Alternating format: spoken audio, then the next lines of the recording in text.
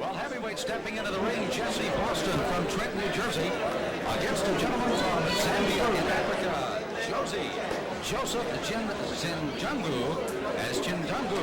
You take a look at him, is 7-1, coming to the action here today for round number 1 of a schedule 8-rounder.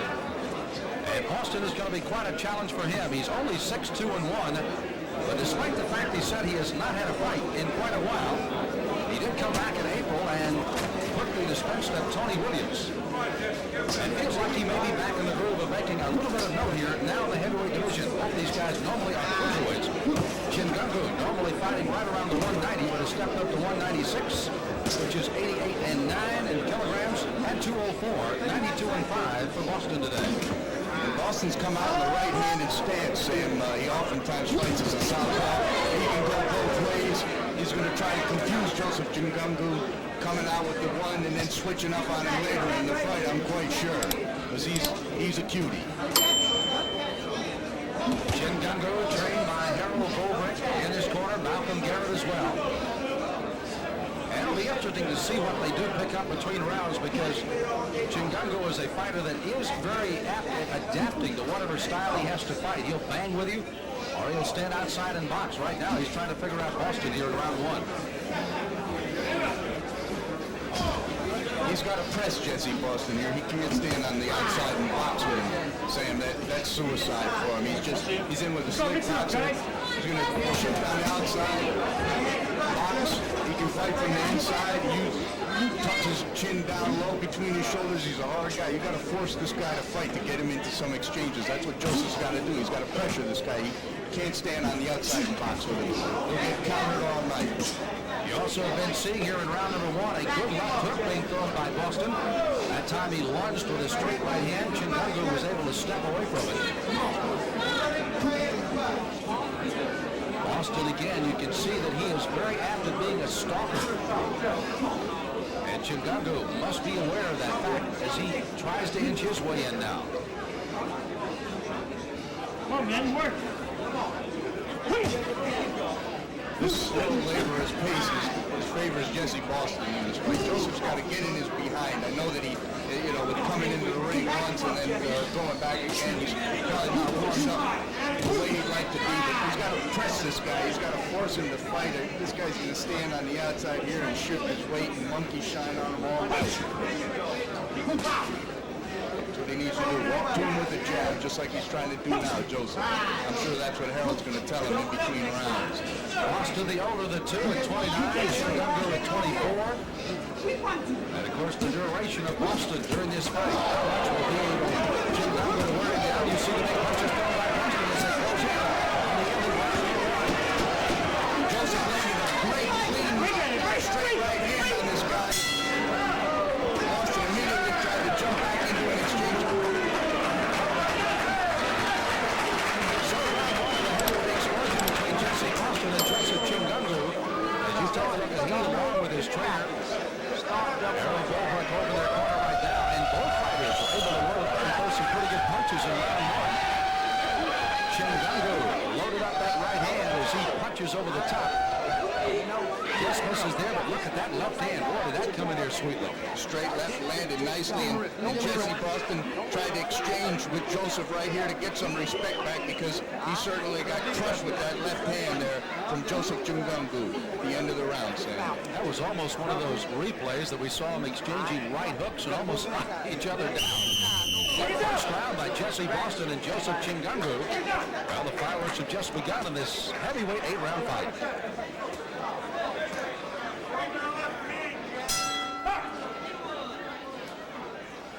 Joseph Chingangu in the white trunks, Jessie Boston in the black with a red stripe, entertaining the crowd in round number 1 as they both threw some pretty good fireworks. Bob, how about your scorecard? Did one or the other get an advantage over the other in the first round? I gave Boston the first round based on the first 2 minutes and 50 seconds of the round. Obviously, the last 10 seconds belong to Joseph, and he expects to carry that on into the second round of this fight. He knows what he's got to do. He's got to force this fight and throw straight punches at Jessie Boston.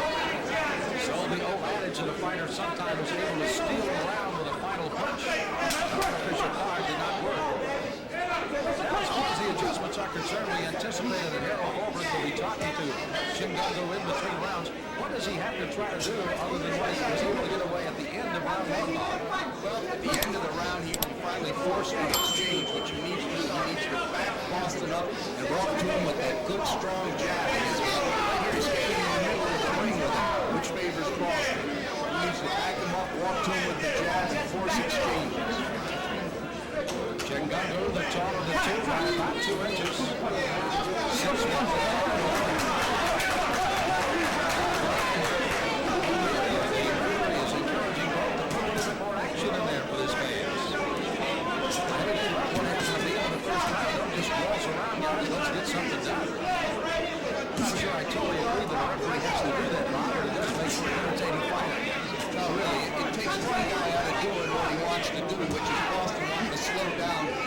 This fight, pick your shots. And it kind of favors Joseph, but hey, people are paying, they're coming to see a fight, that's what they like to see.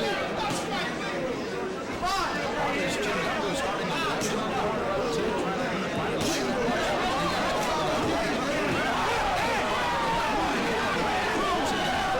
It's a slip by the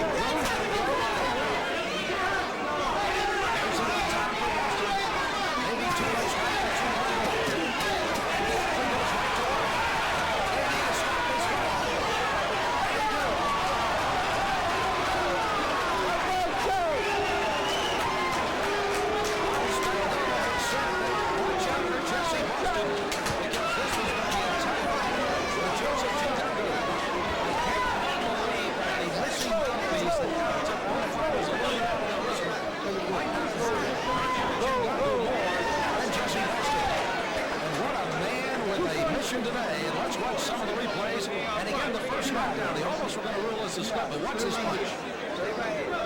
Hit the chest, and then he comes back with another one here. Right there was a straight left hand. He hit him with a jab, which I didn't think that there was that much on it. That's the second knockdown where he had Joseph in trouble in the corner and hit him with an overhand right hand.